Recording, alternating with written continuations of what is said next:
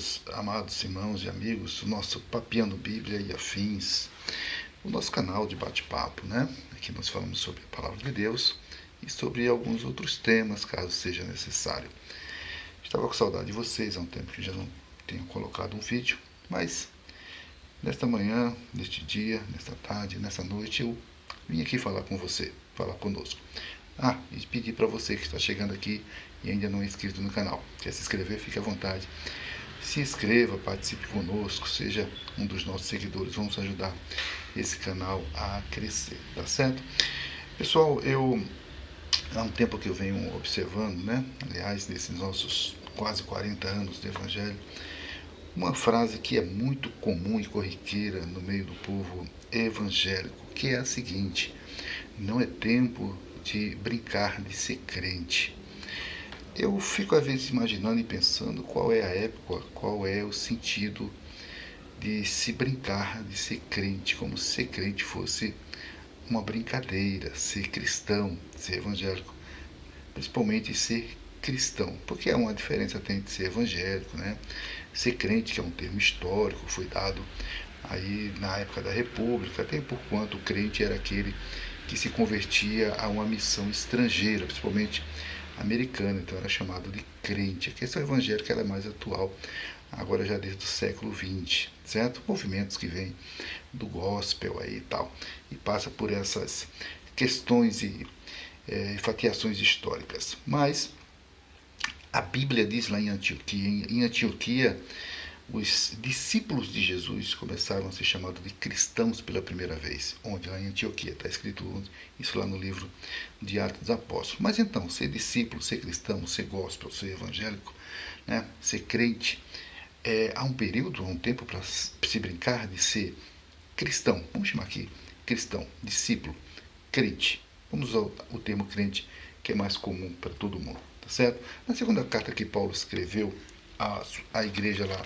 em Corinto, no capítulo de número 2, no versículo de número 17, diz assim: porque nós não somos como muitos falsificadores da palavra de Deus, antes falamos de Cristo com sinceridade, como de Deus na presença de Deus. O que eu quero falar aqui? O que eu quero meditar com vocês? Você que está me ouvindo. Quando ele diz assim, olha, falsificadores da palavra de Deus, antes falamos de Cristo com sinceridade. Falamos de Cristo com sinceridade. Nessa questão, falar com sinceridade é falar daquilo que realmente se compreende, que se sabe. A fala não está apenas na questão oral. Paulo está dizendo o seguinte: eu falo, eu prego aquilo que eu sei. A exortação de Paulo e o que Paulo fala para aqueles que o escutam é que ande segundo Cristo andou. No capítulo 11, de primeira carta dele a essa própria igreja, ele fala: sede meus imitadores como eu sou de Cristo. Tem muita gente realmente brincando de ser crente, né? Buscando as plataformas das igrejas, os palcos das igrejas. Aliás, há líderes que estão tornando a igreja não um lugar de adoração, mas um lugar para espetáculo. As pessoas, tem muita gente que ainda não compreendeu a essência de ser cristão. Tem muita gente que acha estranho quando alguém é criticado nas redes sociais, é criticado na sua forma de vestir, na sua forma de falar, na sua liberdade de realmente ser quem ele quer ser no sentido do cristianismo. Por quê? Há muito conflito na forma de pensar entre os próprios cristãos. Existe uma linha que é muito puritana, enquanto a outra que é muito liberal. A outra que é muito mística. E essas linhas se conflituam, né? Acabam se degladiando entre si. Então, aquele que é mais puritano olha para um cristão que tem uma vertente mais liberal, ou seja, que muitas vezes se torna até um cristão social. E ele olha para ele e diz assim: mas não é hora, não é tempo de brincar de ser crente. Aí aquele que é mais aprofundado, mais liberal, né? Eu digo aprofundado na questão teológica, que se diz mais estudioso, olha para aquele que é mais puritano, que para ele tudo é pecado, né? Então não pode vestir de tal maneira, não pode usar aquilo. E diz assim, a questão não é brincar de ser crente, é que você é muito ultrapassado, carola, né? Assim que se usava para o termo dos beatos católicos até. E vem aquela questão da ala mais mística, onde tudo é por revelação, tudo é por questão através da oração, do jejum, nada contra, não é disso que eu estou tratando aqui, se é válido ou não é válido, aqui a discussão é outra.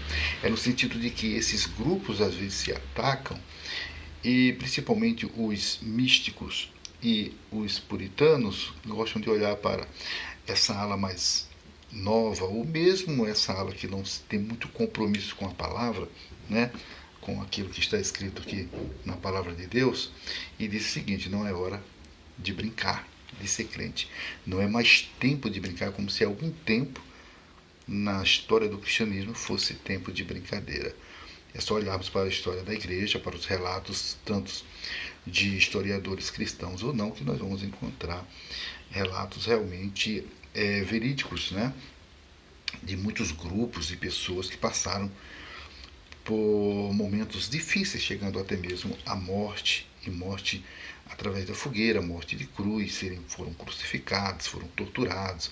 Na época da reforma, da Contra-Reforma, por exemplo, ou da Inquisição, né, um santo chamado Santo Ofício, foram ali esquartejados, foram perseguidos até negarem a esta chamada pela Igreja Romana fé profana, porque até então a salvação só poderia existir na Igreja Romana, e naquela época ninguém usava essa expressão, é tempo de brincar de ser crente.